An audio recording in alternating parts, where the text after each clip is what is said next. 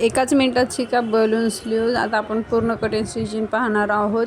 9 इंचाचे sleeves आहेत, 3 इंचाची border आहे, 7 इंचाचा आपल्या वरचा हा पार्ट असणार आहे. हे बघा 2 इंच साईडला आणि 2 इंच वरच्या साईडला मी मार्जिन करून घेतले आहेत पफ स्लीव्जसाठी.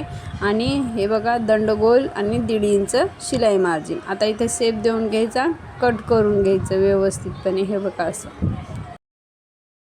आणि मग आता मेन फॅब्रिक पण कट करून घेत आहे मी त्याच मापावरती. आणि बेल्ट पण आपला अस्तर लावून अटॅच करून घ्यायचा आहे. आता बघा अगोदर मेन फॅब्रिकवरती अटॅच करून घ्यायचा अस्तर, हा वरचा पार्ट बलून स्लीव जो बनवणार आहोत तो पूर्ण साईडने स्टिचिंग करून घ्यायचा अगोदर. त्याच्यानंतर हे सगळं एक्स्ट्रा असलेलं फॅब्रिक कट करून घ्यायचं साईडचं. त्याच्यानंतर आपण आता मार्जिन करणार आहोत 2-2 इंचावरती. आपण जेवढं ठेवलेलं होतं एक्स्ट्रा फॅब्रिक तेवढं मार्जिन करून घ्यायचं आणि तिथेच चून टाकायचं. हे बघा अशा पद्धतीने छोट्या छोट्या चून टाकायच्या एकदम जवळजवळ, तर त्याचा लुक छान येईल. हे बघा अशा पद्धतीने चून टाकायच्या. खालच्या साईडला पण सेम जिथं मार्जिन केलेलं आहे आपण तिथंच असे छोटे छोटे चून टाकून तिथं पण एक शिलाई करून घ्यायची.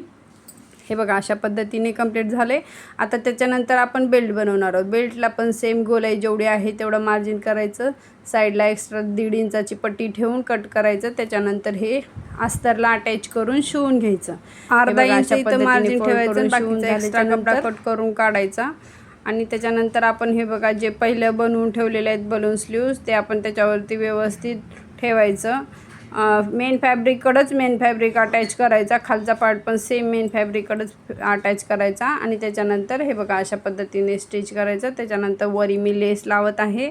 हे बघा अशा पद्धतीने डबल शिलाई करून इथे लेस लावायची आहे.